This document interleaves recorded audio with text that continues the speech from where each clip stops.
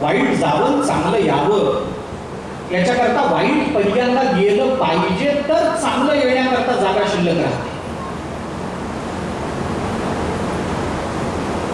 वाईट राहून चांगलं आलं, दुःख राहून सुख आलं की त्या आलेल्या सुखाला दुःख सुखानं जगू देत नाही. त्याची मोठी विचित्र कथा आहे. कारण मानवी जीवनाची ही गंमत आहे म्हणा, ही शोकांतिक आहे म्हणा पाहिजे तर, की अल्पांशानं असलेलं दुःख अधिकांशानं असलेल्या सुखाला सुद्धा मारक ठरत असतं मानवी जीवनामध्ये. गणिताच्या भाषेत सांगायचं असेल तर 99% सुख असेल आणि 1% दुःख असेल तर ते 1% दुःख आम्हाला 99% सुख भोगू देत नाही. मग ते दुःख किती अल्प आहे विचारच करू नका त्याचा.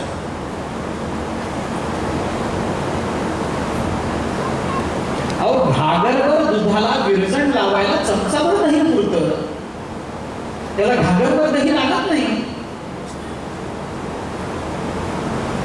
दूध घागरभर आहे, त्याला विरजण लावायचं असेल तर घागरभर दही त्याच्यात पोतायचं काय नाही. 1 चमचाभर दह्याचं विरजण लावा, दुसऱ्या दिवशी सगळ्या दुधाचं दही म्हणा.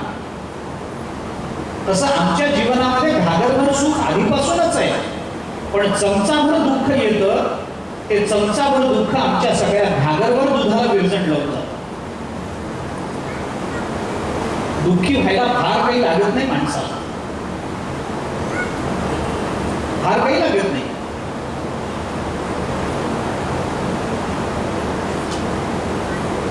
मी एका अशा ग्रहस्थाला भेटलोय ज्याच्या जीवनात सगळीच सुख आहे, काही कमी नव्हतं. निरोगी होता, पत्नी चांगली होती, मुलं चांगली होती, संपत्ती खूप होती, आयुष्य चांगलं होतं, गावात प्रतिष्ठा होती, मान्यता होती, हातून काही दुराचरण घडलं नव्हतं, सगळंच अनुकूल होतं, पण चेहऱ्यावर प्रसन्नता नव्हती. म्हणून मी त्यांना विचारलं, अहो सगळं तुमच्याकडे आहे, तुम्ही दुःखी का आहात? तर तो म्हणाला, मला कोणतंच दुःख नाही, याचंच फार मोठं दुःख आहे. माणूस कशाने दुःखी होईल हे काय सांगावं? आपल्या जीवनात दुःखाचा स्पर्श झाला हे दुःखाचं निमित्त असू शकतं काय, पण माणसाच्या जीवनात असू शकतं. माणूस काय विचार करेल सांगता येत नाही. असलेल्या सुखाकडे डोळे झाक करून नसलेली दुःख ओढवून घेणारा एकमेव प्राणी या जगाच्या पाठीवर आहे. त्या प्राण्याचं नाव सांगायचं कारण नाही. माणूस नसलेली दुःख ओढवून घेतात. दुःख असतातही माणसाच्या जीवनामध्ये, प्रतिबंध येतच नाहीत असं मी म्हणतच नाही. प्रतिबंध येतातच, आणि प्रतिबंध येतात म्हणून तर सुखाला किंमत आहे.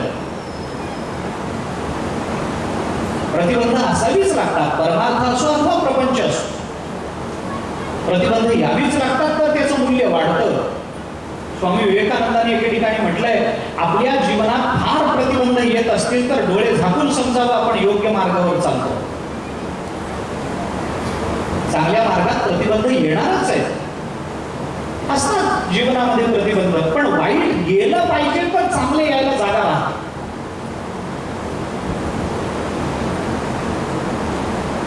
दुःख राहून सुखाची अपेक्षा नाही जीवनामध्ये कोणाला. सगळ्यांना दुःख जाऊन सुखाची अपेक्षा. थोडं दुःख असेल तर ते खूप सुखाला सुद्धा बाधक ठरतं. याच्याकरता दुःख गेलं पाहिजे, सुख आलं पाहिजे. दुःखाचं जाणं, सुखाचं येणं या एकाच नाण्याच्या 2 बाजू असल्या तरी दुःख निवृत्तीही आधी होत असते.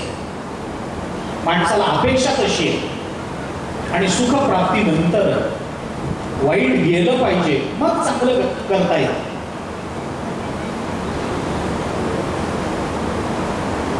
मी गंमत म्हणून उदाहरण सांगत असतो. आपल्याकडे पाहुणे येणार आहेत हे कळल्यानंतर घरातली कोण स्त्री पुरुष असतील, ते घरातली जी बाहेरची खोली असते, हॉल म्हणतो आपण, तो आवरायला घेतात. पसारा असतो, पाहुणे येणारे म्हटलं की ते आवरावं लागतं. आवरायचं म्हणजे काय, तिथलं उचलायचं कपाटात कोंबायचं, याचं नाव आवरण. आवरण म्हणजे दुसरं काही नसतं. तिथलं उचलायचं आणि त्यांच्या डोळ्याला दिसणार नाही असं ठेवायचं, म्हणजे आवरणं झालं. आता मला आपण सामान्य नियम सांगा की खोली आवरताना ती खोली जर आम्हाला स्वच्छ करायची असेल, चांगली दिसावी असं वाटत असेल, तर आपण काय करतो? पहिल्यांदा कचरा काढून मग गालीच्या घालतो का आधी गालीच्या घालून मग कचरा काढतो? नियम काय? आधी गालीच्या घालून मग कचरा काढता येतच नाही, वरून झाडणं चालतच नाही, आणि गालीच्याचा खालचा कचरा मग गालीच्यावर बसू देत नाही. म्हणून आधी काय करावं लागतं? आधी कचरा काढून ती खोली स्वच्छ करावी लागते आणि मग गालीच्या टाकणं म्हणजे चांगल्याचं आधान नंतर असतं. आधी जे वाईट आहे ते काढून टाकणं आणि मग चांगल्याचं आधान करणं हाच क्रम असतो. म्हणून वैदिक मंगलाचरणामध्ये त्याचप्रमाणे सांगितलं गेलं, अशुभानि निराचष्टे तनोति शुभ संततिं स्मृती मात्रेण यत्पुंसां ब्रह्मतन्मंगलं परम. आणि मग अतिकल्याण रूपत्वात् नित्य कल्याण संश्रयात् स्मरतृणात् वरदात्वाच्च ब्रह्मतन्मंगलं विदुः. आधी अशुभानि निराचष्टे आणि मग अतिकल्याण रूपत्वात्. अशुभाचं निराकरण आधी आणि मग कल्याणाचं चिंतन. कारण अकल्याणाच्या चिंतनामध्ये कल्याणाचा विचार करता येत नाही, अशुभामध्ये कल्याणाचा विचार करता येत नाही. याच्याकरता म्हणून मंगलाचरण करणं आवश्यक असतं. हे मंगलाचरण भागवताने केलं. सच्चिदानंद रूपाय विश्वोत्पत्त्यादि हेतवे तापत्रय विनाशाय श्रीकृष्णाय वयं नमः. आम्ही नमन करतो, वंदन करतो, या अर्थाने हे शब्द येतात. नमः नमन करणे या अर्थाने येतात. पण थोडा व्याकरणाचा विचार केला, त्या आयुर्वेद संहितेमध्ये श्रीकृष्णाय वयं नुमः, एक नमः नुमः ही जी पदं वापरलेली आहेत की नाही, त्या संहितेमध्ये त्याचा व्युत्पत्ती दृष्टीने अर्थ करत असताना नमः असं म्हणत असताना न मे इति नमः असा अर्थ केला. नमन करणं म्हणजे काय? न मे इति नमः. आयुर्वेद संहितेमधला विचार व्युत्पत्ती दृष्टीने केला. न मे इति नमः म्हणजे काय? न मे म्हणजे माझं काही नाही असं म्हणणं हेच नमन असतं. न मे, मी कोणी नाही, माझं काही नाही. कारण माणूस देवाला वंदन करताना मी माझं याचाच विचार करतो. माझं वाढावं, मला मिळावं, मी मोठा व्हावा.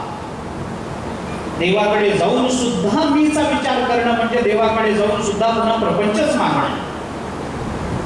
वाढावे संतान, ग्रही व्हावे धनधान्य, एवढंच आहे. मला हे अंक मिळावं, मला तंक मिळावं, माझ्या जीवनामध्ये हे व्हावं, माझं शरीर चांगलं व्हावं, धष्टपुष्ट व्हावं, ल्यावे खावे बरे असावे सदैव, हेची धरी हाव संसारी, तुकोबाराय म्हणतात. याचीच अपेक्षा. मी माझं, मी माझं, मी माझं. याच्या पलीकडे माणसाला स्वतःच्या जीवनाचा विचार नाही. मी कोण आणि माझं काय? मी कोणीही नाही आणि माझं आता काहीही नाही असं म्हणणं हेच भगवंताचं नमन असतं.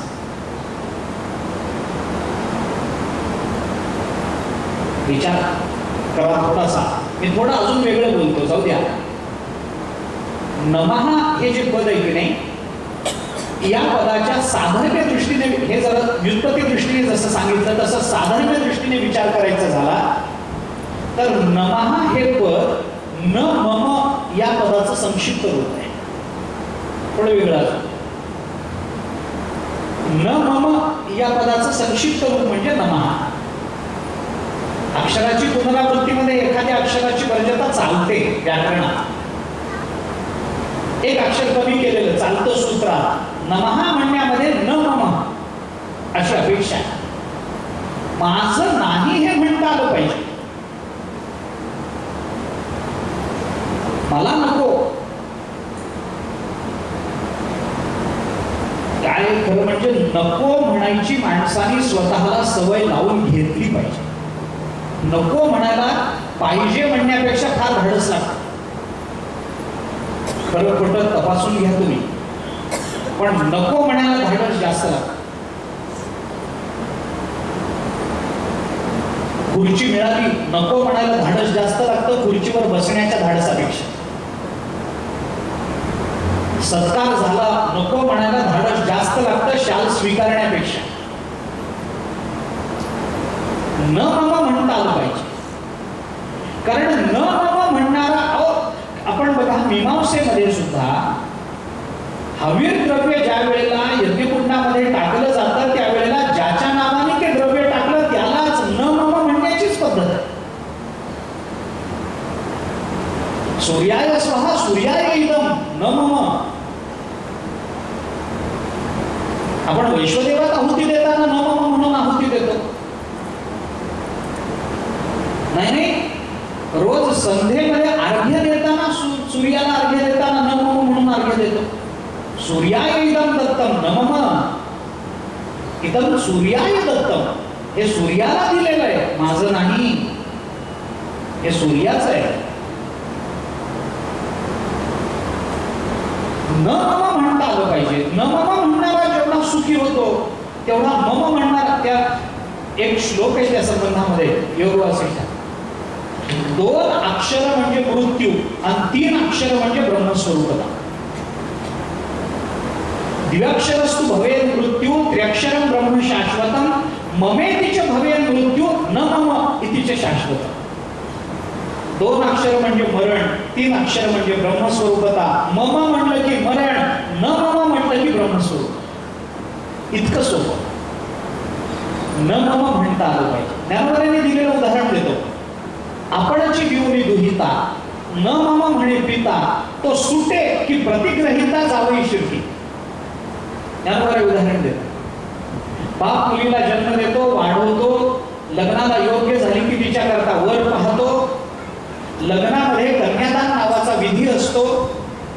त्या कन्यादानामध्ये तो बाप छोटासा संकल्प करतो, माझी लक्ष्मी स्वरूप असणारी ही कन्या मी विष्णू स्वरूप असणाऱ्या या वराला प्रदान करतो आहे असं म्हणून तो संकल्प करतो.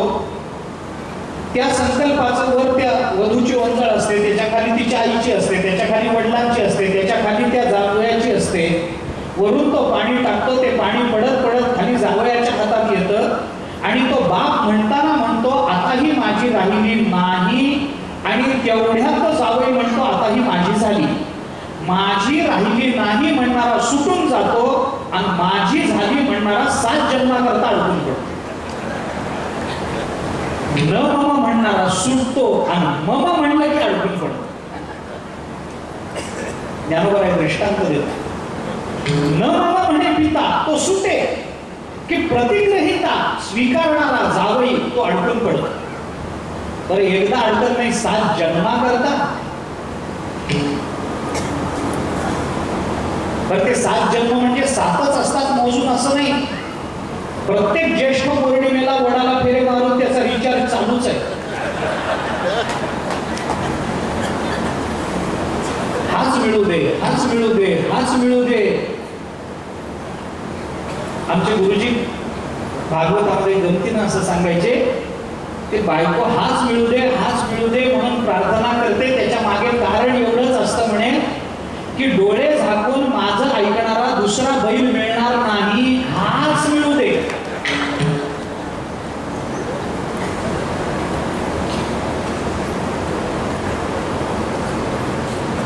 न मम म्हणता आलं पाहिजे. नमन म्हणजे काय? न मम, नम, नमः हे पद न मम या पदाचं संक्षिप्त रूप आहे. न मे इति नमः. जे माझं नाही त्याच्याबद्दल माझं ममत्व असण्याचं काही कारण नाही. भगवंताला प्रार्थना करताना देवा आता माझं काहीही नाही, जे आहे ते सगळं तुझं आहे, मी कोणी नाही, जर असेल तर तुझा अंश आहे, मी अभिमानानं देवा तुझ्याकडे आलेलो नाही, हे सांगणं हे नमन आहे.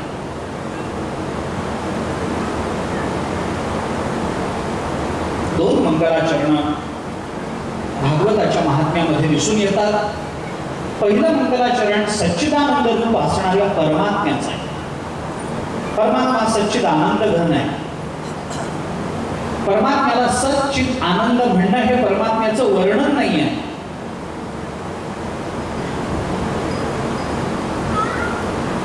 सच्चिद आनंदाची नित्यता आहे. जे सत आहे ते नित्य आहे, जे चित्त आहे ते नित्य आहे, जो आनंद आहे तो नित्य आहे.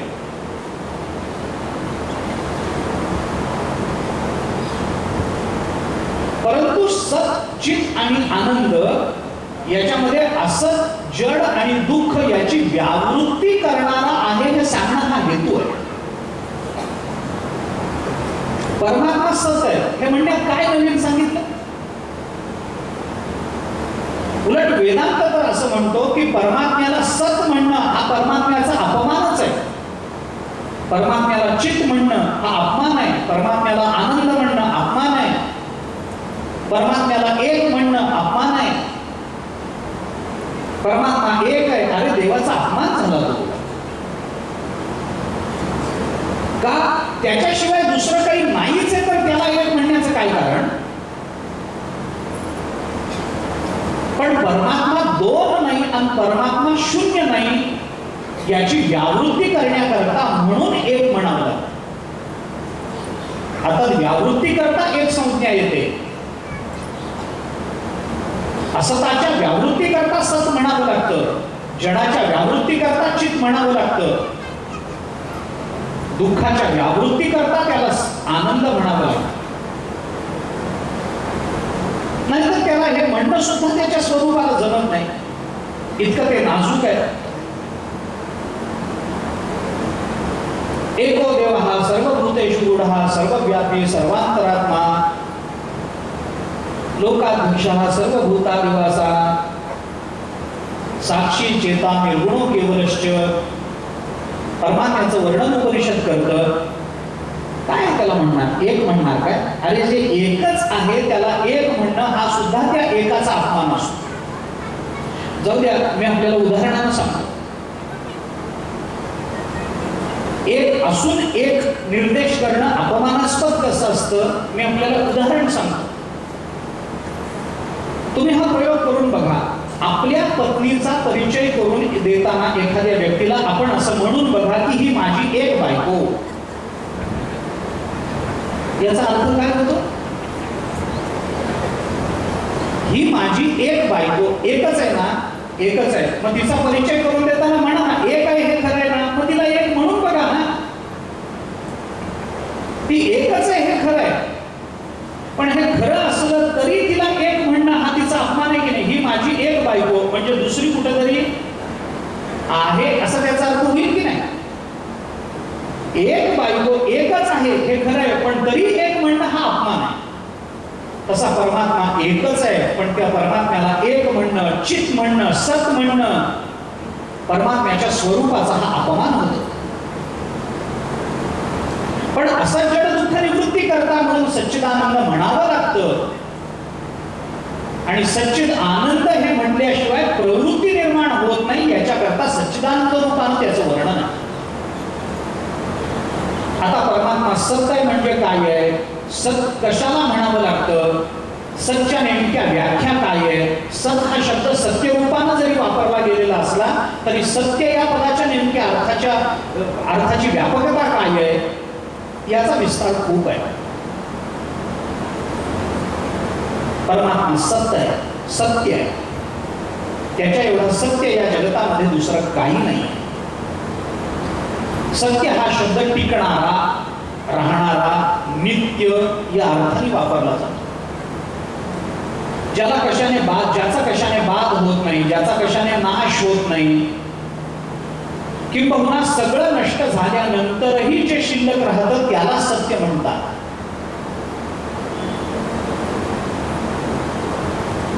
नाथ महाराजांनी या भागवताच्या 11 स्कंधावर जे भाष्य केलंय त्या भाष्यामध्ये सत्य पदाच्या 5 व्याख्या सांगितल्या.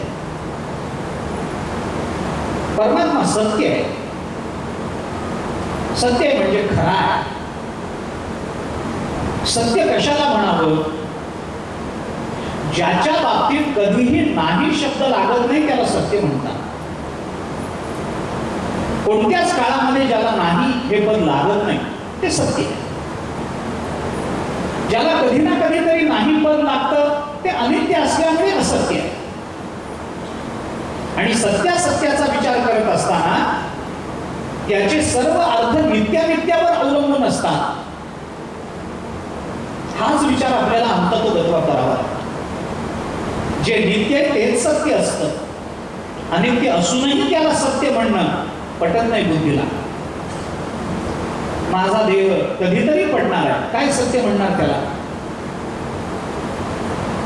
कधी ना कधीतरी तो जाणार आहे. आता माझ्या अनुभवाला येतो ही गोष्ट जरी खरी असली तरी त्या अनुभवामध्ये जर सातत्य नसेल तर त्याला सत्य म्हणण्याचं कारण नाही. देह जाईल तसा परमात्मा जाणार नाही. परमात्मा नित्य आहे. संतांनी परमात्म्याचं वर्णन करताना त्याला सत्य म्हटलंय. एकदा नाही त्रिवार सत्यता संत बोलून दाखवतात. सत्य तू विठ्ठला, सत्य तू सत्य तू सत्य तू विठ्ठला, सत्य तू सत्य तू सत्य तू विठ्ठला, सत्य तू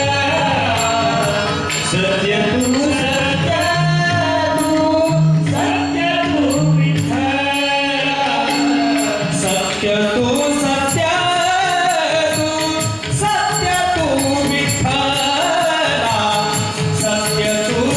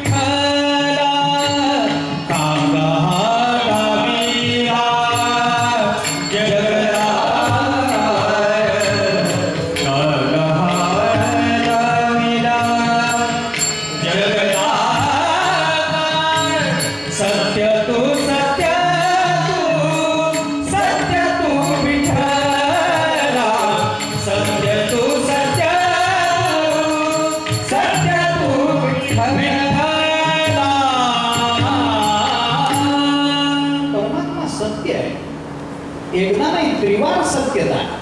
सत्य तू सत्य तू सत्य तू. भूतकालात तू सत्य, वर्तमान कालात तूच सत्य, भविष्य कालातही तूच सत्य. पारमार्थिक दृष्टीनं तूच सत्य, व्यावहारिक दृष्टीनं तूच सत्य, प्रतिभासामध्ये तूच सत्य. कारण प्रतिभासाचा आधार हा सत्य असतो. प्रतिभास हा असत्य असेल, मिथ्या असेल, पण कोणताही भ्रम कोणत्या तरी सत्य वस्तूच्या आधारानंच निर्माण होत असतो. दोरीवर भासणारा सर्प हा दोरी असल्याशिवाय दिसणारच नाही. शुक्तीवर भासणारं रजत शुक्तीच्या अधिष्ठानाशिवाय दिसणारच नाही. रजत जरी अध्यस्त असलं तरी शुक्तीला व्यावहारिक सत्यता दिली पाहिजे की नाही? रज्जू सर्प जरी मिथ्या असला तरी रज्जूचा आधार त्याला आहे हे मान्य करावं लागेल ना आपल्याला. अहो, भ्रम निर्माण होण्याकरता सुद्धा काहीतरी आधार लागतो, तो सत्य लागतो. त्याच्याशिवाय भ्रम निर्माण होत नाही. भ्रमावर भ्रम नसतो, व्यावहारिक पदार्थावर भ्रम निर्माण होईल. सत्य वस्तूवर भ्रमाची उत्पत्ती होते किंवा भ्रमाचा भास होतो, काही म्हणा. त्याला सत्याचा आधार लागतो. काही जगताला मिथ्या मानणारे जे काही संप्रदाय आहेत त्या संप्रदायाने या जगताला अध्यस्त परब्रह्म या जगताचं अधिष्ठान सत्यरूपानं मानलंय की नाही? अनिर्वचनीय ख्यातीचा विचार करा आपण या दृष्टीने. काहीतरी सत्यला. परमात्मा सत्य आहे. सर्व कालामध्ये परमात्मा सत्य आहे. सर्व रूपामध्ये परमात्मा सत्य आहे.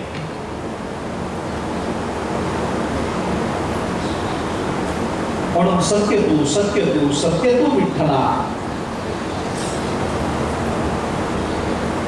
आनंद अद्वय नित्य निरामय जे का निज ध्येय योगियांची किती प्रमाण आपल्याला परमात्म्याच्या सत्यतेच्या संबंधात आहे. महाभारतामध्ये धर्मराज युधिष्ठिर आणि नारदांचा एक संवाद आहे. पांडव ज्या वेळेला वनवासामध्ये होते त्यावेळेला नारदांची आणि पांडवांची एकदा भेट झाली. त्या भेटीमध्ये धर्मराज युधिष्ठिराने नारदांना एक प्रश्न विचारलाय सत्याच्या. धर्मराज असं विचारतात, नारदा, लोक मला सत्य प्रतिज्ञ म्हणतात, सत्य वक्ता म्हणतात. मी आतापर्यंत कधी खोटं बोललो नाही. लोकांच्या अंतःकरणामध्ये माझ्या सत्य विचाराच्या बद्दल निश्चयात्मक असं काही चिंतन आहे. धर्मराज खोटं बोलत नव्हते.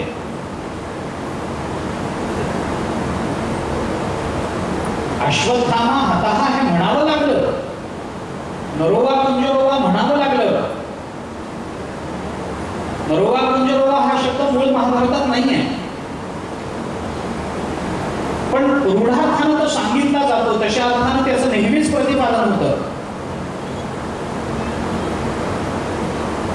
पण जेव्हा अश्वत्थामा हताहा हे शब्द द्रोणाचार्यांना कळाले त्यावेळेला माझा अश्वत्थामा मेला की नाही याची खात्री करून घेण्याकरता स्वतः द्रोणाचार्य हे धर्मराजाकडेच आले. शत्रू पक्षात असले तरी सुद्धा धर्मराजाच्या सत्य वचनावर द्रोणाचार्यांचा विश्वास होता. ते याच्यातून कळतं. धर्मराजाने नारदांना विचारलं, नारदा, लोक मला सत्य प्रतिज्ञ म्हणतात, सत्य वक्ता म्हणतात, पण मला आपल्याला असं विचारायचं आहे की हे सत्य सत्य नेमकं काय आहे हे मला अजून कळालेलं नाही, ते मला सांगा.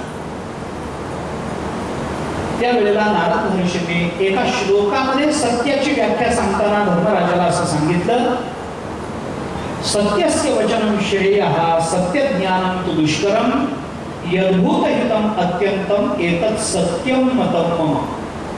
माझं मत असं आहे धर्मा, काय सत्याचं बोलणं, सत्य बोलणं हे नेहमीच श्रेयस्कर असतं. पण सत्याचं ज्ञान होणं हे मात्र भयंकर दुष्कर आहे, अति दुष्कर आहे. सत्य लवकर कळत नाही. सत्य बोललं पाहिजे, ते श्रेयस्कर आहे हे बरोबर आहे, पण सत्य कळत नाही. मला सत्याच्या बद्दल काय वाटतं सांगू का? आणि सांगा. नारद महर्षींनी सत्याची व्याख्या सांगितली, यद्भूत हितम अत्यंतम एतत् सत्यम मतम मम. मला असं वाटतं, माझं मत असं आहे, ज्याच्यामध्ये सर्व भूतमात्रांचं हित सामावलेलं आहे त्याला सत्य म्हणतात. सर्व भूतमात्रांचं हित कशात सामावलेलं? काही नाही. हित एकाच गोष्टीत आहे, हित ते करावे देवाचे चिंतन. संपलं. हिताची एवढीच व्याख्या. सर्व भूतमात्रांचं हित कशात आहे? हित म्हणजे कल्याण. कल्याण कशात आहे? परब्रह्म प्राप्तीत आहे. त्यामुळे परब्रह्म हेच सत्य ठरतं. परब्रह्म हे सत्य आहे.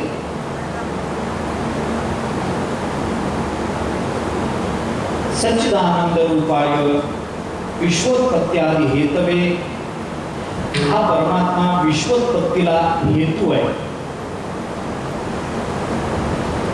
भागवताचा प्रारंभ ज्या श्लोकाने होतो तो विचार आणि महात्म्याचा प्रारंभ ज्या श्लोकाने होतो तो विचार, या दोन्ही मधलं थोडंसं साधर्म्य सांगायचं झालं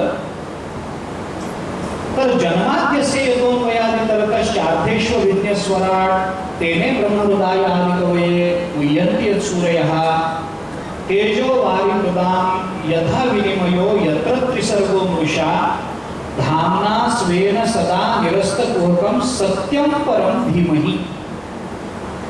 या श्लोकामध्ये पहिल्या चरणाचा पूर्वार्ध जन्माद्यस्य यतोन्वयादि तरतः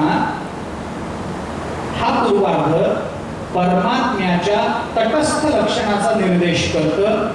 तर याच श्लोकाच्या शेवटच्या चरणाचा उत्तरार्ध सत्यं परम धीमहि हा भगवंताच्या स्वरूप लक्षणाचा निर्देश करतो. सत्यं परम धीमहि परमात्म्याचं स्वरूप लक्षण आहे. ते भागवताच्या महात्म्याच्या मंगलाचरणात पूर्वी आलंय. सच्चिदानंद रूपाय जन्माद्यस्य यतोन्वयादि तरतः हे भगवंताचं तटस्थ लक्षण भागवताच्या पहिल्या श्लोकाच्या पूर्वार्धात आलं. ते भागवताच्या महात्म्याच्या पहिल्या श्लोकाच्या पूर्वार्धाच्या उत्तरार्धात आलं. विश्वोत्पत्त्यादि हेतवे सगळ्या विश्वाच्या उत्पत्तीचा हेतू परमात्मा आहे. जन्माद्यस्य यतोन्वयादि आपल्याला विचार करताना आपल्याला त्याचा विचार करावाच लागणार आहे. पण सगळ्या विश्वाची निर्मिती परमात्म्याने केली आणि हा परमात्मा या जगतामध्ये माणसाला जे त्रिविध ताप प्राप्त होतात त्या तापाचा नाशही करतो. तापत्रय विनाशाय श्रीकृष्णाय वयं नमः. आपण लक्षात घ्या की इथं तापत्रय विनाशाची चर्चा आहे, पापत्रय विनाशाची चर्चा नाही. ऐका, तापत्रय विनाशाची चर्चा, पापत्रय विनाशाची नाही. तापत्रय कोणते? आध्यात्मिक, अधिभौतिक, अधिदैवी तीन तापांचा विचार आहे. शरीरापासून निर्माण होणारं दुःख आध्यात्मिक, स्वभिन्न पण चेतन पदार्थापासून निर्माण होणारं किंवा स्वभिन्न पण दृश्य पदार्थापासून निर्माण होणारं दुःख अधिभौतिक आणि स्वभिन्न पण अदृश्य पदार्थापासून निर्माण होणारा ताप हा अधिदैविक. माणसाला भूक लागली, दुःख झालं. तहान लागली, पाणी मिळालं नाही, दुःख झालं, आध्यात्मिक ताप आहे. चोर आले, त्याने आपल्याला घरात बांधून टाकलं आणि चोरी केली, अधिभौतिक दुःख आहे. स्वभिन्न पण दृश्य पदार्थ आहे. रस्त्याने जाताना अचानक वाघ समोर आला, अधिभौतिक दुःख आहे.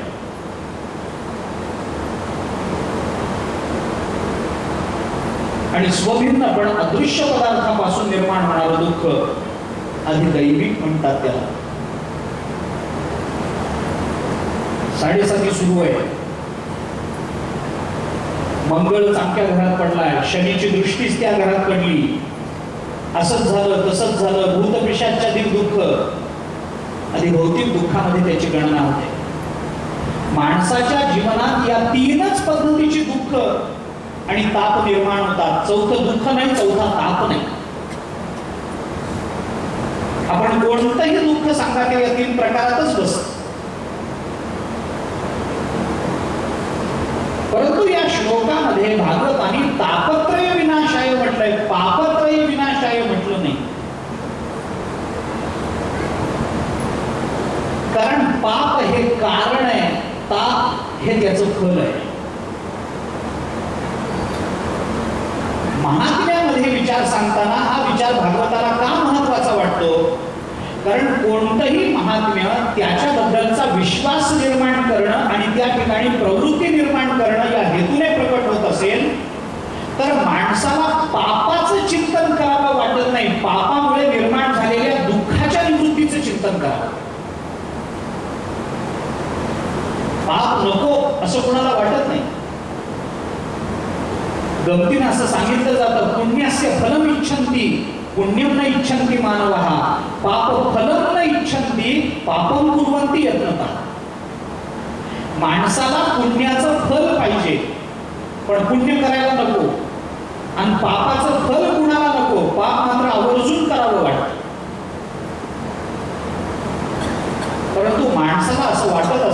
देव वेडा नाही हे माणसाचं भाग्य आहे. त्याला सगळं कळतं. पाप करावं वाटतं पण पापाचं फल नकोय पुन्हा.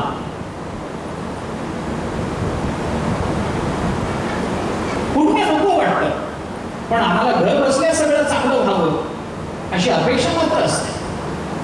चांगलं वागल्याशिवाय चांगलं होणार नाही. वाईट वागू तर वाईटच होईल. पण माणसाला जर प्रवृत्ती निर्माण व्हायची असेल,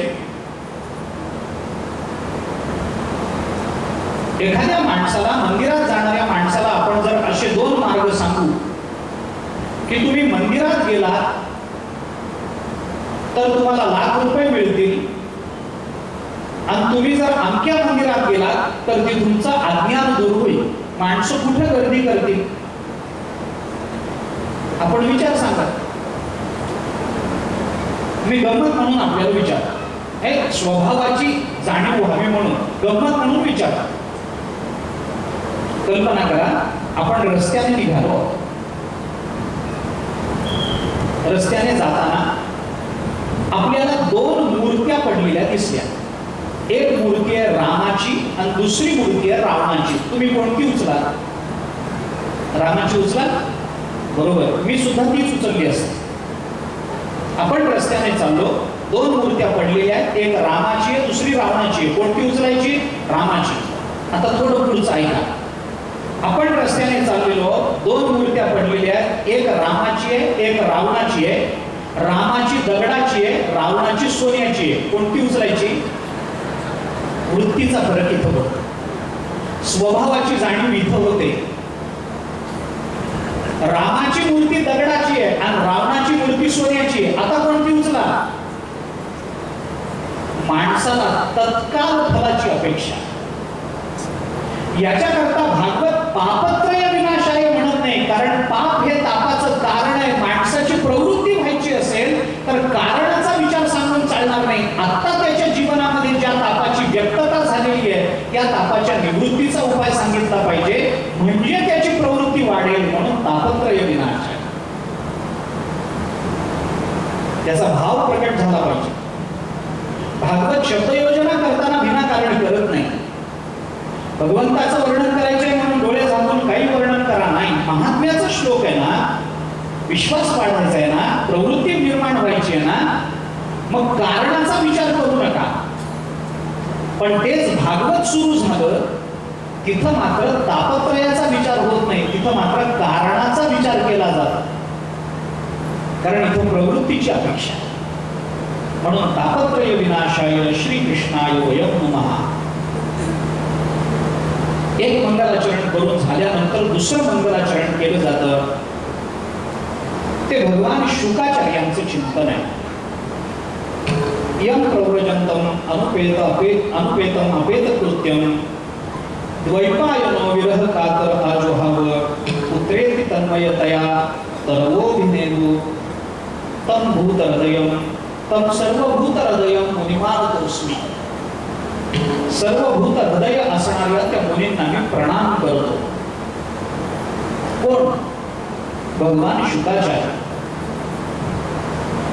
काय वर्णन आहे त्यांचं?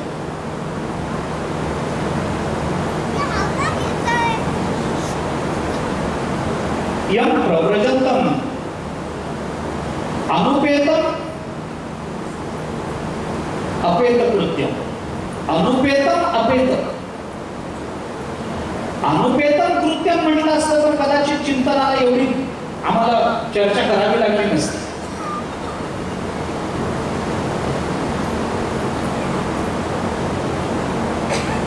गंमत अशी असते, जिथं विकार असतात तिथं संस्कारांना महत्व आहे. जिथं विकार नाही तिथं संस्कार होत नाही. विकार असल्याशिवाय संस्कार होणार नाही. भगवान शुकाचार्यांच्या जवळ कोणता विकारच नव्हता म्हणून त्यांच्यावर कोणत्या संस्काराची गरजच पडली नाही. कोणता संस्कार, कोणता विकार होता? काही नाही. कोणताही विकार. मौंजी बंधन होण्यापूर्वी आपल्या सगळ्या लौकिक वैदिक कर्माचा त्याग करून संन्यस्त झाले होते. भौंजी वंदन कुणाला? माणसाला. ज्यांना गर्भात भगवंताचं दर्शन झालं त्यांना कोणत्या संस्काराची गरज आहे? कपडा मळाला असला तरच त्याला धुण्यात तात्पर्य आहे. मलिनता असेल तर स्वच्छतेला किंमत आहे. जे मुळातच स्वच्छ आहे त्याला स्वच्छ करण्यात काही तात्पर्य नसतं, किंबहुना ते होऊ शकत नाही.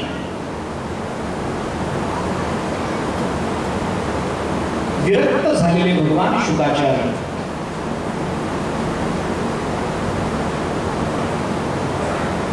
त्यांचा विचार भागवत बोलून दाखवतं, त्यांना नमन करतं. त्याचं कारण असं, भगवत श्रीकृष्णाय वयं नमः हे म्हणणं आणि सर्वभूत हृदय मुनिमानतोस्मी हे म्हणणं, याच्यामध्ये परमात्म्यानंतर संतांना वंदन केलं जातं कारण ते केलं पाहिजे. परमात्म्याला वंदन करावं, परमात्म्यात कृपावंत व्हावा म्हणून. पण परमात्म्याचा स्वभाव असा आहे, ज्या भगवान श्रीकृष्णाचं चिंतन इथं केलं गेलं त्या भगवान श्रीकृष्णाचा स्वभाव असा आहे की त्याला स्वतःला वंदन नाही केलं तर काही वाटत नाही, पण आपल्या भक्ताला वंदन नाही केलं तर चालत नाही.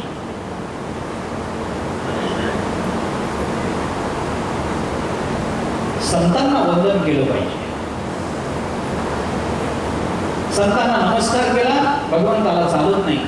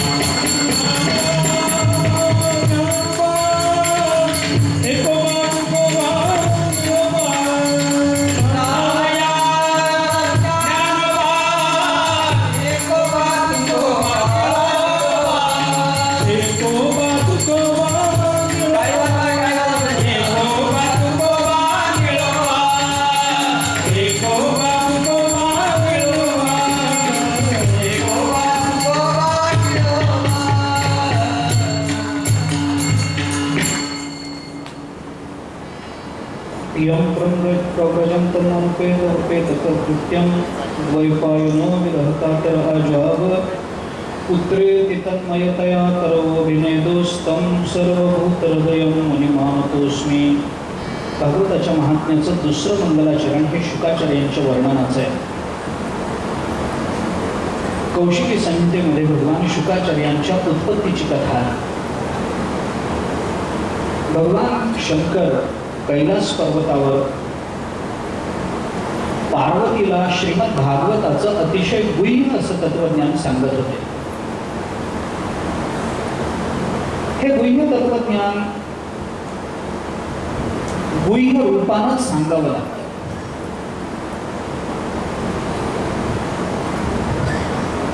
गुह्य उपदेश असतात ते गुह्य रूपानंच केले पाहिजे.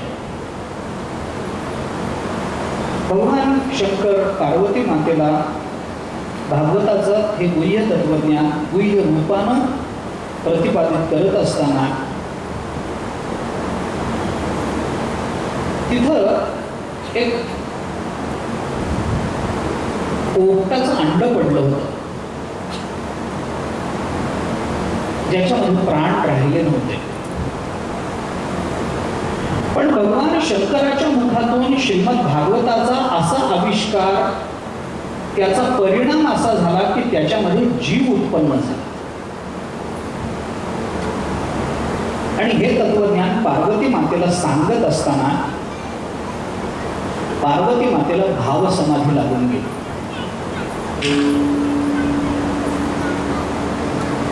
भगवान श्रीकृष्णाचं चिंतन करत असताना ही भाव समाधी लागून गेली.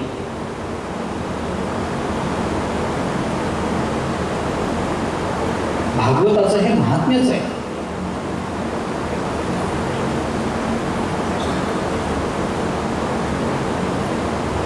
भागवत ऐकता ऐकता श्रोत्यांना भाव समाधी लागून जाते. ही परंपरा आजची नाही, जुनी परंपरा. वेदांताचं चिंतन ऐकताना भावसमाधी लागली नाही तर तो वेदांत खरा नाहीच.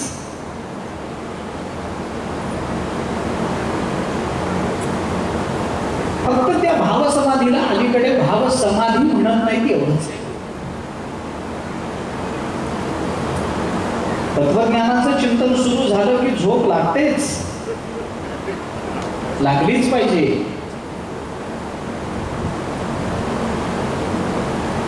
नाही तर काही उपयोग नाही.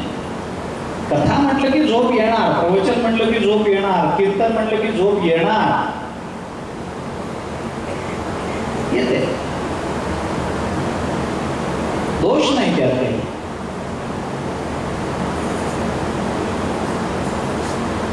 एक सुभाषित आहे,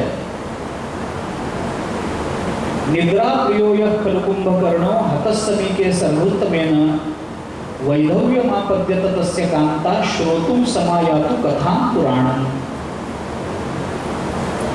निद्रा ही कुंभकर्णाची आवडती बायको होती. कुंभकर्ण 6 महिने तिच्याकडे राहायचा निद्रिस्त. ते राम रावणाचं युद्ध झालं, त्याच्यामध्ये कुंभकर्ण मारला गेला. हतस्समीकेस रघुत्तमेन, रामचंद्र प्रभूकडून कुंभकर्ण मारला गेला.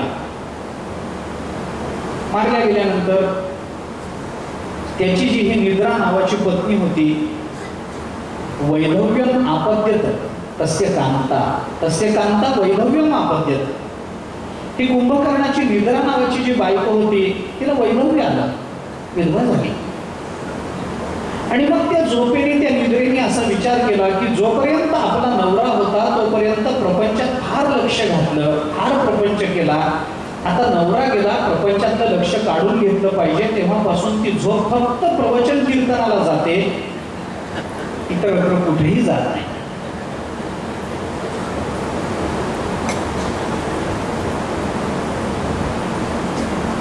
श्रोतुं समायातु कथां पुराणं, झोप लागते. पण पार्वती मातेला भागवताचं तत्वचिंतन ऐकताना भावसमाधी लागल्याचं वर्णन आहे. भावसमाधीमध्ये पार्वती माता गेल्या, सगळी इंद्रिय सगळी सजगता प्राणामध्ये लीन होऊन गेली आणि हे जे अंड होतं, हे अंड जे जीवित झालेलं होतं त्याने हुंकार भरायला प्रारंभ केला. कानावर पडलं की असं सुरू झालं. भगवान शंकरांना पहिल्यांदा वाटलं पार्वती माताच हुंकार देते, पण पार्वती मातेला भावसमाधी लागलेली.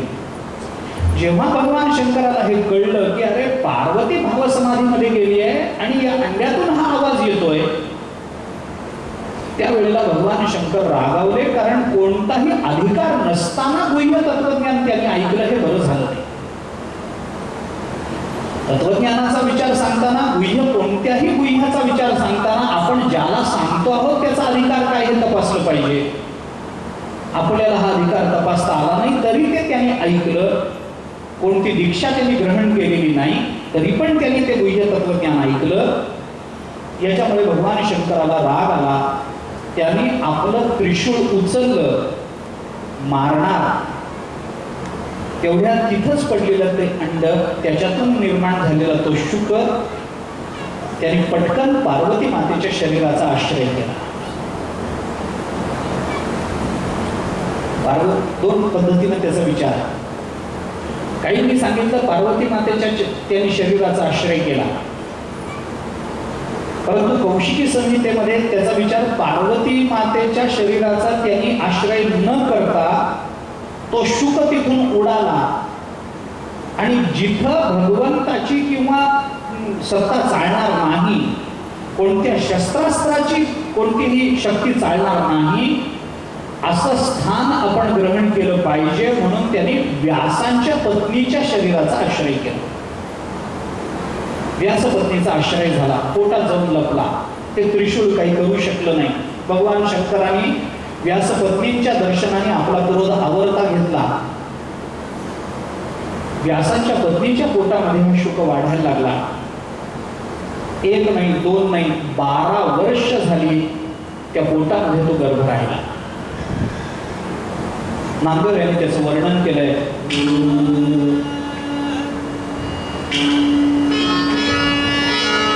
ब्रह्माचे पोर एक खेळयासी ध्यान, ब्रह्माचे पोर एक खेळयासी ध्यान, ब्राह्मणाचे पोर एक खेळयासी ध्यान, ब्राह्मणाचे पोर एक खेळयासी ध्यान.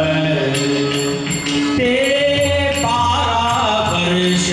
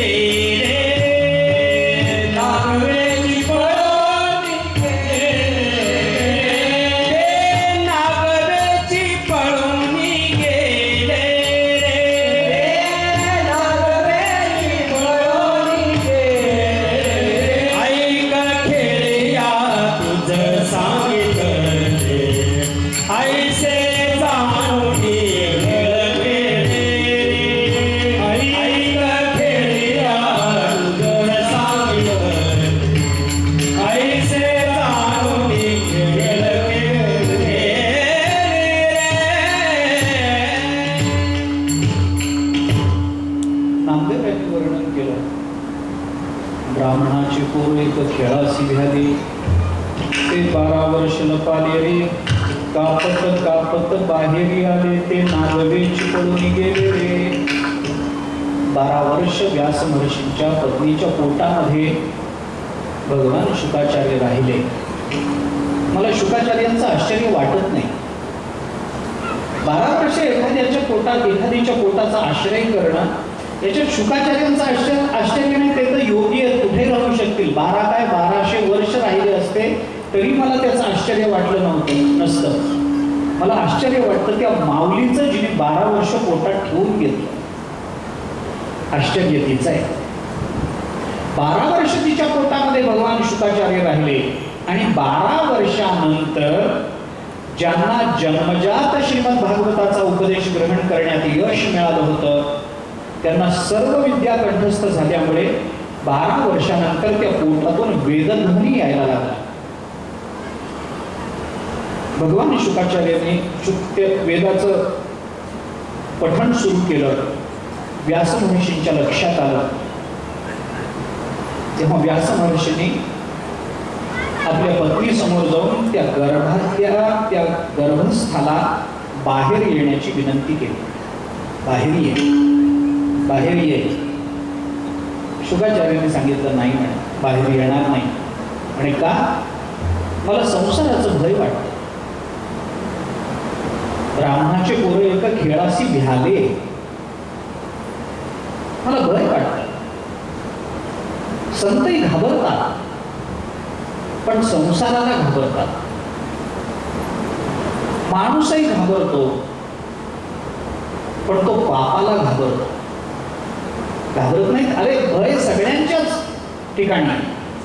भगवान श्रीकृष्ण असले तरी कालयवनाला घाबरून पळालेच की. भय नाही असं थोडंच आहे. भय हा मनोविकार भलता विलक्षण मनोविकार. संत नाही, वेद घाबरण्याचं वर्णन महाभारतात आलं. वेद घाबरतो. इतिहास पुराणाभ्याम वेद समुपब्रह्मये बिभेद्यल्पश्रुताद् वेदो मामयं प्रहरिष्यति.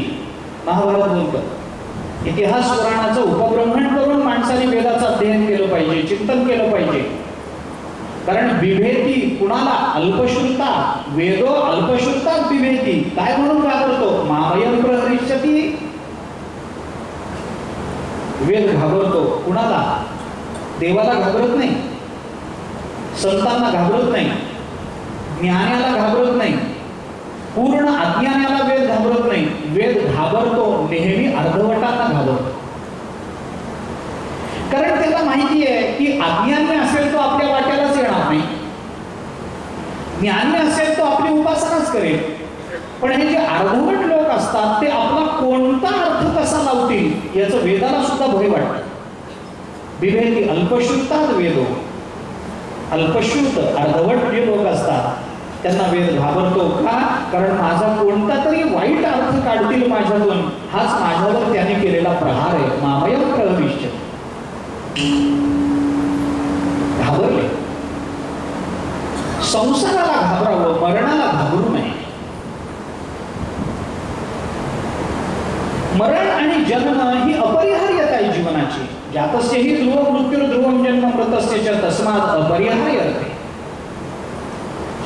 प्रपंचात. आणि प्रपंच म्हणजे काय? जन्म आणि मरण हा संसार नाही आहे. ज्ञानेश्वर महाराजांनी संसाराची जी व्याख्या केली ती विलक्षण आहे. जन्माला येणं मरण हा संसार म्हणत नाही ज्ञानेश्वर महाराज. उपजणे आणि निमणे हे साचची जे काम आणणे तो जीवलोक उमे म्हणे संसार उभा. जन्माला येणं मरण हा संसार नाही. जन्माला येणं मरण हे सत्य मानणं हा संसार. जे अपरिहार्य ते आहेच आहे, त्याला घाबरून चालणारच नाही. जे होणार आहे ते होणारच आहे. कर्म केलं तर जन्माला यावं लागणार आहे. घाबरून काय चालेल? त्याला घाबरून चालत नाही. मरण आहे, घाबरून चालत नाही. संत घाबरतात संसाराला. नको नको हा संसार.